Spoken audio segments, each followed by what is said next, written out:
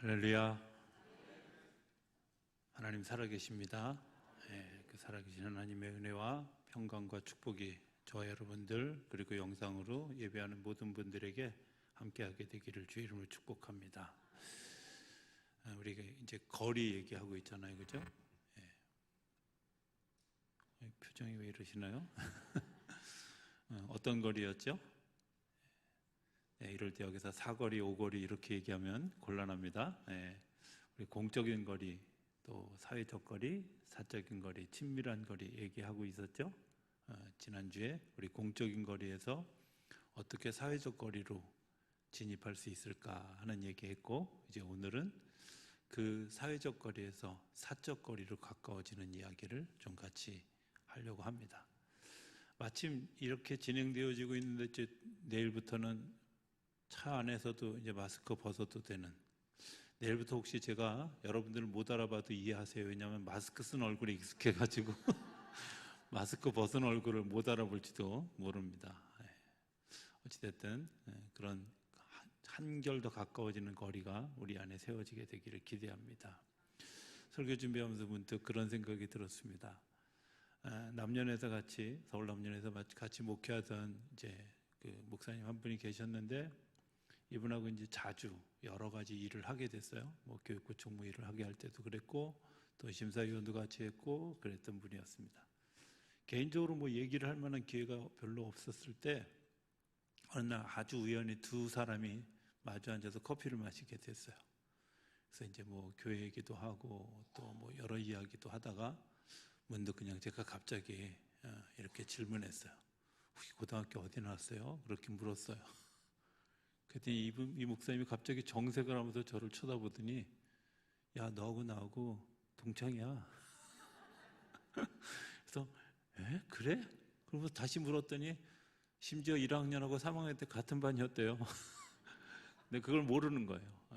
한 클래스가 60명 되다 보니까, 그리고 그 친구는 좀 작고 저는 크다 보니까 이제 이 거리가 있어서 그랬는지, 제가 문득 그 생각을 하게 된 이유는 한 클래스라고 하는 그 모임 안에 있었는데, 우리가 별로 관계를 가져본 적이 없으니까 사회적 거리 안에 그냥 있는 거죠.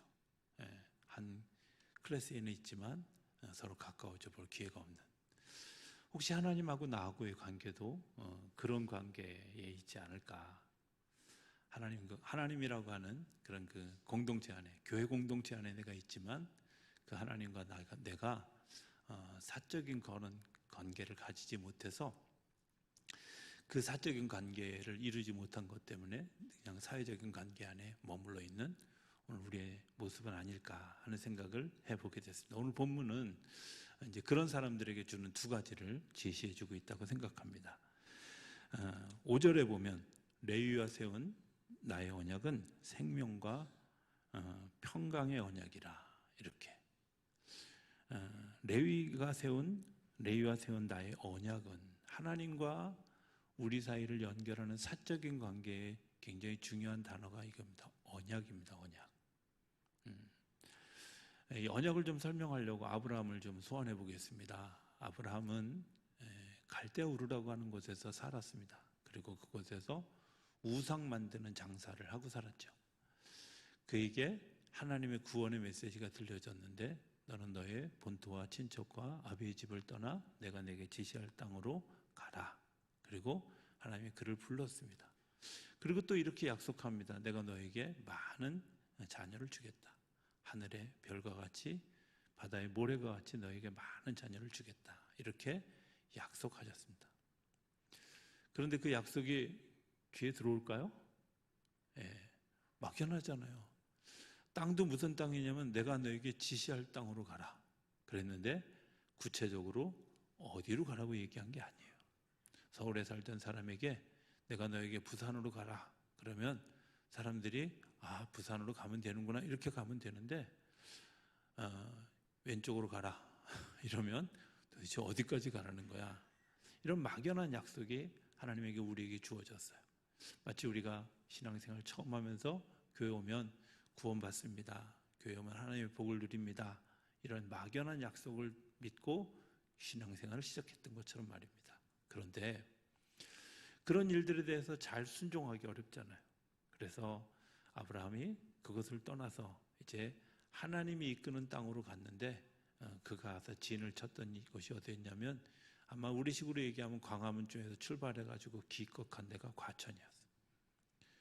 그러니까 하나님을 믿고 따르기는 하지만 내 신앙생활의 정도가 아주 과감하게 떠나지 못하고 적당히 내가 돌아올 수 있는 자리까지.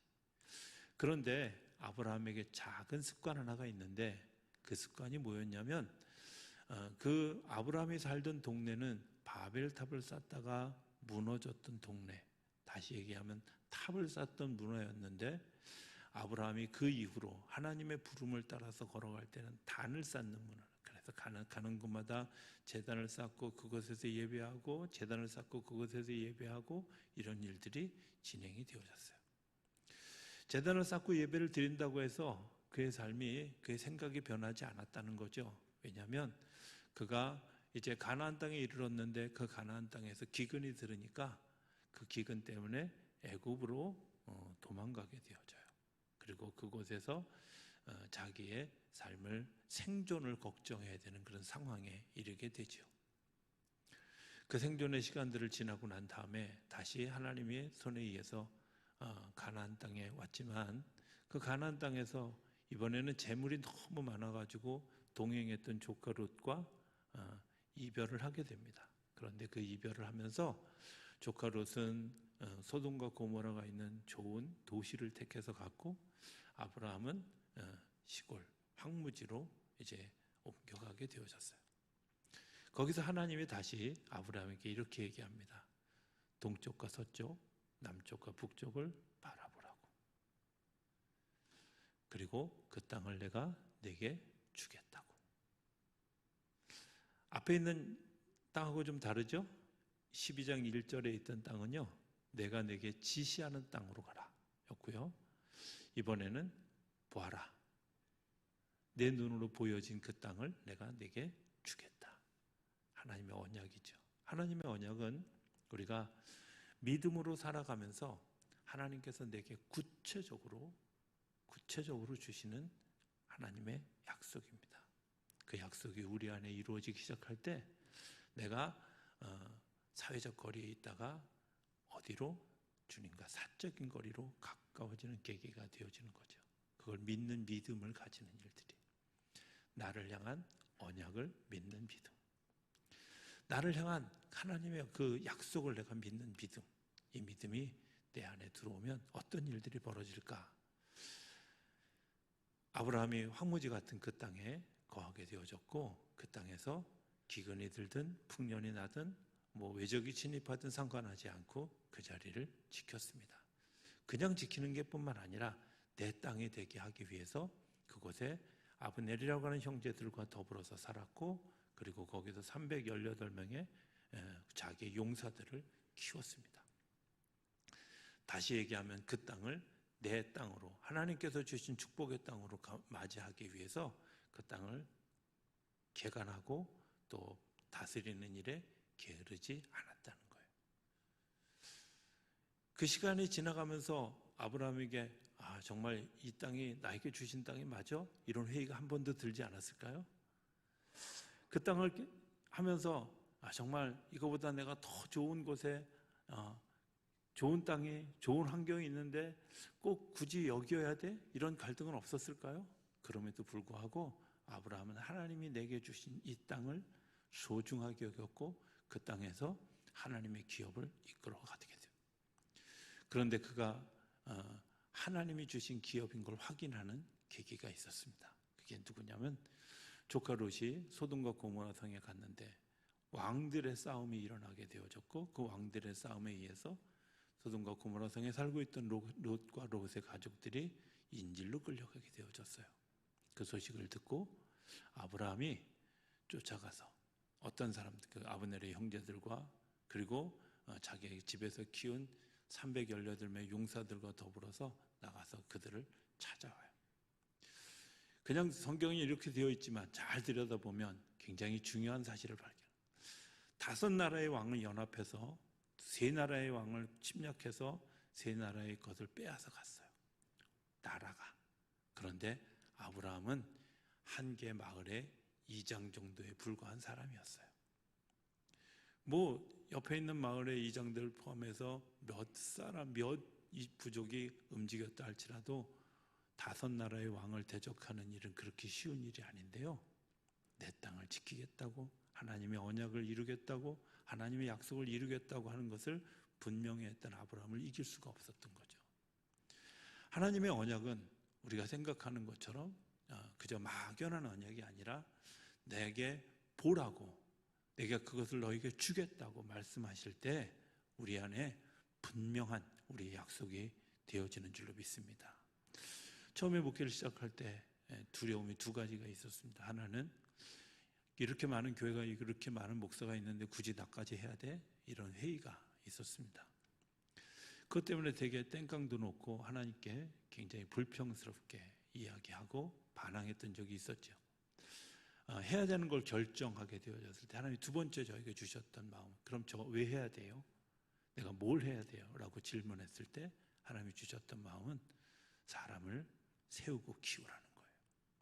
근데 제가 그 음성을 들었을 때 제일 먼저 들었던 유행가 가사 하나가 있어요. 이게 뭐냐면, 나 하나 몸간수도 못하던 내가 국가의 부름을 받아 군인이 되어 나라를 지키게 되었습니다. 이 노래였어요. 아니 세상에, 나도 내가 지금 못 써가지고 비실비실 되는데 내가 누굴 세워? 이런 마음이 제 안에 있어요.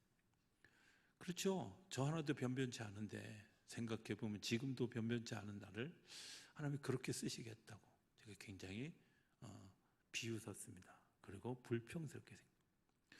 그런데 지나온 시간들을 이렇게 돌이켜보면 하나님이 나를 통해서 그 일을 하고 있었다는 사실을 알게 되죠. 유난히 제 주변에 별 달린 분들이 많이 있었어요. 아시죠? 무슨 얘기인지? 큰 집에 다녀오신 분들이 몇 분 있었어요. 근데 이 큰 집에 다녀오신 분들이 유독 저하고 친하지만 그들이 세워진 것을 보게 되죠. 믿음으로 세워지고 정상적인 사회인으로 세워지는 일들을 보게 되었어요. 또 횡성에서 목회할 때는 실패했던 분들이 교회 와서 다시 일어서고 세워지는 그런 일들, 목회하면서 돌이켜보면 소외되고 이렇게 소외되었던 사람들, 자기 역할을 감당하지 못했던 사람들이 한 사람 한 사람 세워지는 일들을 보게 되어졌고, 그 일들을 돌이켜보면 나는 그런 능력이 없지만 하나님이 나를 통해서 그렇게 세워가시는구나 하는 것들을 발견하게 되죠. 하나님의 언약은 하나님이 이루실 것을 나를 통해서 하시겠다는 하나님의 약속입니다. 내게 필요한 것은 순종, 그리고 그 약속을 잃어버리지 않는 믿음이죠. 제1차 세계대전이 일어났을 때 아버지를 잃은 한 모녀가 있었습니다. 전쟁으로 아버지를 잃어버리고 그 시체와 그리고 쓰레기 더미 속에서 간신히 이제 먹는 것을 해결해야 됐던 이 모녀, 그 소녀가 이제 마음에 이런 마음을 품었습니다. 그렇게 힘들어할 때 이제 유니세프라고 하는 단체에서 이 사람들을 먹이고 세우면서, 그래, 내가 혹시 성공하면 내가 이제 이 땅에 굶어 죽어가는 아이들을 위해서 내가 무언가를 해야 되겠다 하는 마음을 그 가난한 때에 하게 되었습니다. 그리고 그 일들을 위해서 마음에 품었죠. 대단한 사람이 되었습니다. 굉장한 사람이 되었습니다. 그가 자라는 동안 그 약속을 잊어버리지 않고 유니세프에 끊임없이 기부하면서 이제 그 아동들을 돕는 일들을 했고, 나중에는 자기 이름을 딴 아동 센터를, 아동 조합을 만들어서 지금도 꾸준히 그 사람이 돌아가셨지만 지금도 그 일들을 하고 있습니다. 이 사람이 누구냐면 영화배우였던 오드리 헵번이라는 사람입니다. 그가 그곳에서 살아남았던 그것 때문에 오드리 헵번 기념 어린이 아동 기금 모금 단체가 준비되었고, 그 일들을 위해서 지금도 가난한 나라의 난민들 그리고 아프리카를 위해서 끊임없이 사용되죠. 유니세프에 끊임없이 기부하면서 그 일들을 위해서 사용하고 있다. 누군가 한 사람에게 마음속에 주어진 그 언약은 그를 살리는 것뿐만 아니라 오늘 본문의 말씀처럼 생명과 평강의 언약이 되어지는 거죠.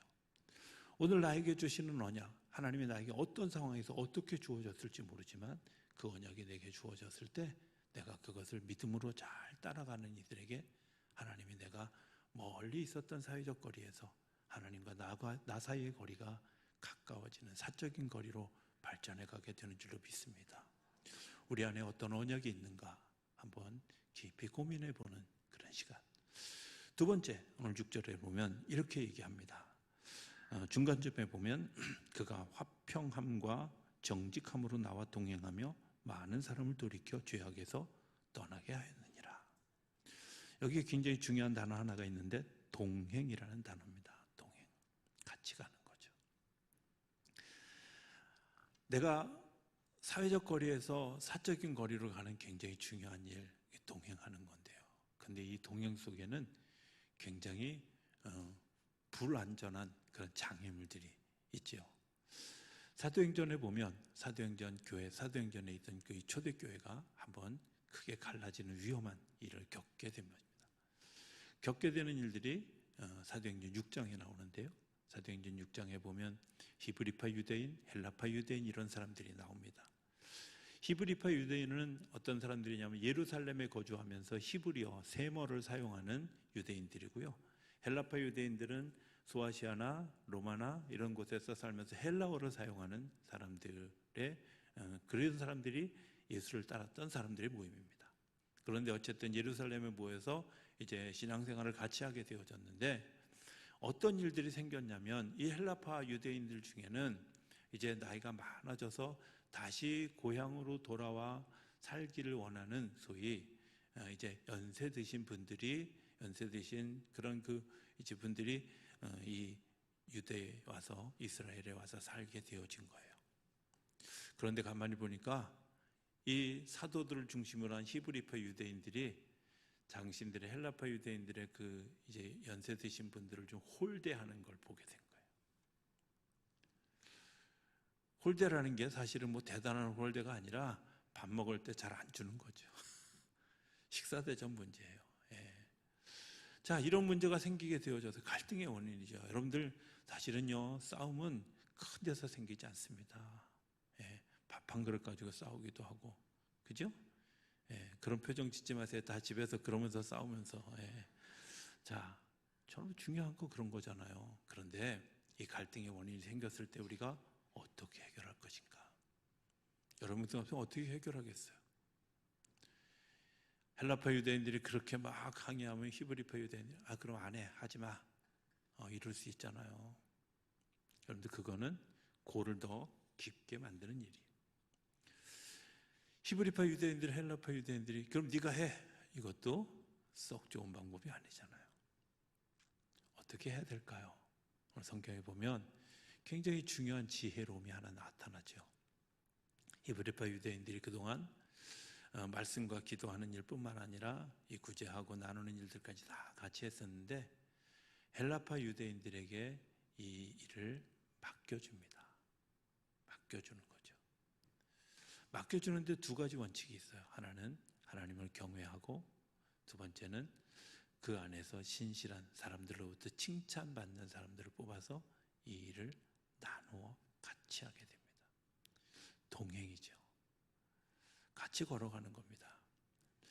마틴 루터와 찌빙글리가 같이 종교개혁이라는 큰 이제 목표에는 동의했어요. 그런데 두 사람의 생각이 너무 다른 거야. 그래서 뭐 디테일한 이야기를 할 때마다 부딪혀요. 부딪히는데 뭐 사람들이 정말 주변에 있는 사람들이 우려할 만큼 부딪혔어요. 이 부딪히는 일들이 막 계속되어지는 것 때문에 과연 종교개혁을 할 수 있을 것인가 하는 것에 대한 그런 아주 위험한 부담감을 가지고 있을 때 두 사람이 같이 어디론가 작은 길을 떠나게 되어졌어요.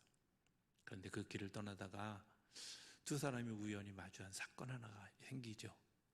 외나무 다리에 서로 염소가 양쪽에서 서로 마주오게 되는 것을 보게 되었어요.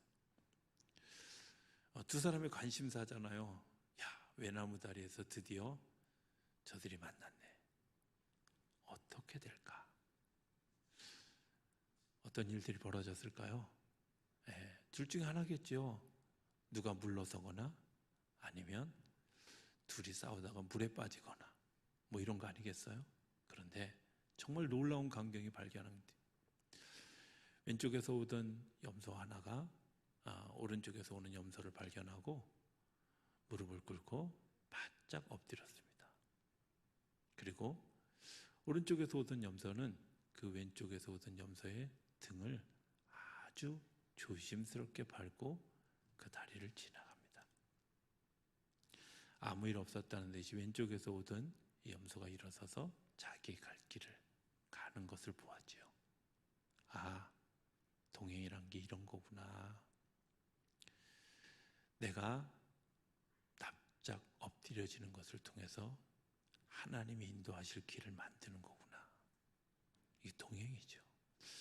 내가 가야 될 것을 내가 일시적으로 접는 것 때문에, 포기한 것 때문에 더 큰 하나님의 일을 이룰 수 있구나 하는 것들을 발견하는 거죠. 사실은 초대교회가 그렇게 나누어졌던 사도들과 또 평신도 대표들인 집사들과의 그런 나눔을 통해서 교회에 또 다른 제도가 생겨지게 되어졌고, 계급이 아니라 협력하는 사회가 되어졌고 하나가 되어지는 그런 역사를 만드는 일들을 하게 되었죠. 생각해 보면 동행하는 일 쉬운 것 같지만 동행하는 일이 그렇게 만만한 일은 아니라는 것을 우리가 너무나 잘 알게 됩니다. 사실은 이 일을 통해서 우리가 발견하게 되는 세 가지가 있다고 생각합니다. 하나는 우리 모두가 그리스도의 일에 참여하는 사람들이다. 그죠? 헬라파 유대인들도 그리스도의 일에 참여하는 거고요. 히브리파 유대인들도 그리스도인의 길에 참여하게 되어져. 또 다른 일들은 뭐냐면 이 일들을 우리가 갈등을 화해로 만들어가게 되어졌다는 거죠. 동행한다는 것은 갈등하는 것을 화해로 만들어가는 작업입니다. 끊임없이 동행해야 될 길 중에는 갈등이 일어나죠. 우리가 잘 아는 것처럼 초대교회는 그렇게 순조로운 일만 있지는 않았습니다. 때로는 베드로와 바울이 다투는 일들이 있었고요. 또 바울과 마가가 다투는 일들이 있었습니다. 심지어 마가 때문에 바나바 일행과 바울의 일행이 갈라지는, 그래서 바울은 누가를 데리고 바나바는 마가를 데리고 각기 다른 길을 가기도 했습니다. 그런데 중요한 것은 뭐냐면 디모데서에 보면 바울이 디모데에게 편지하면서 이렇게 얘기합니다. 겨울 외투를 가져와라. 그리고 올 때 마가를 데리고 오라. 이렇게 요청해요. 왜 그랬을까요? 멀리서 떨어져 있었지만 그가 정말 중요한 사람이라는 사실을 알게 되어졌고, 중요한 사람으로 성숙되어진 것을 발견하게 되어졌고, 나도 성숙했기 때문에 그것을 보게 되죠. 그래서 초대교회를 나누어 놨던 갈등이 봉합되어지고 하나 되어지는 일들이 일어나게 되어졌고, 그들이 각기 다른 길을 갔지만 하나님이 기뻐하시는 화해의 길을 걸어가는 거죠. 가끔은 제가 이런 얘기 자주 합니다. 사람과 사람이 헤어지는 것은 좋을 때 헤어지는 겁니다. 원수 삼아서 헤어지면 다시 만나면 어렵습니다. 제가 종종 사람을 화해하지 못하고 용서하지 못할 때 하나님께서 제게 주셨던 마음들이 있어요. 이런 마음이에요. 아마 그렇게 물으시지는 않으셨겠지만 제가 마음속에는 이렇게 질문해요. 너 그 사람하고 하늘 날아가면 평생 살아야 되는데, 영원히 살아야 되는데 얼굴 붉히고 어떻게 살겠냐? 매일 보고 살 수 있겠냐? 이렇게 질문하는 듯해요. 그럴 수 있을까요? 사실 생각해보면 우리의 만남, 헤어짐 이런 일들은 하나님이 나와 동행하시는 것처럼 내가 나와 더불어 살아가는 사람들과 동행하는 일이죠. 동행하는 일들 가운데 우리가 끊임없이 용서해야 하고 화해를 만들어야 되는 일들이 있습니다. 그러나 그 갈등은 우리를 성장시키기 위한 것이지 우리를 나누어 놓기 위해서 되어지는 것이 아니라는 것을 기억하셔야 합니다. 서로를 성장시키기 위해서 일시적인 나눔은 있지만 영원한 나눔이 아니라 하나님께서 화해하게 하고 그리고 순종하게 하고 그것을 통해서 내가 멀어졌던 거리를 가까운 거리로 만들어가는 그런 역사가 우리 안에 일어나게 되는 줄로 믿습니다. 이 한 주간을 우리가 지나게 되어지죠. 지난주에도 얘기했던 것처럼 우리 공적인 거리에서 사회적 거리로 왔다면 이제 사회적 거리에서 사적 거리로 하나님 앞에 내가 하나님의 언약을 무엇인지 기억하고 그것에 대해서 순종하는 것 때문에 내가 동행할 수 없는 그 사람들과 다시 동행할 수 있는 무언가를 찾고 내가 발견한 것 때문에 하나님께서 주시는 그 한 걸음 더 다가선 걸음이 우리 안에 세워지는 이 한 주간이 되어질 수 있게 되길 바랍니다. 그 한 주간이 세워지는데 도움이 되는 한 가지가 있습니다. 오늘부터 시작한 특별 새벽 기도입니다. 우리 기도하는 시간들 좀 가졌으면 좋겠습니다. 그냥 와서 앉아 계시기만 하면 됩니다. 굳이 기도하려고 노력하지 않아도 주님 우리를 기도하게 하십니다. 왜냐하면 내가 주님을 사랑하는 것보다 주님이 나를 더 사랑하시기 때문입니다. 내가 주님께 무엇을 요구하는 것보다 더 주님이 나에게 요청하고 싶은 것이 많기 때문에 그래서 우리에게 가르쳐 줄 겁니다. 그냥 와서 앉아 계시기만 하면 여러분들이 기도할 수 있도록 주님이 가르쳐 주시고 깨닫게 해주시고 기도하게 하시는 일들을 통해서 하나님의 언약이 들려지고 동행해야 될 일들을 발견하는 일들을 우리가 이 한 주간 경험하게 되어질 줄로 믿습니다. 그 일로 인해서 주님과 한 걸음 더 가까워지고 우리 이웃과 한 발짝 더 다가서는 우리 모두가 되어줄 수 있게 되기를 주의 이름으로 축복합니다.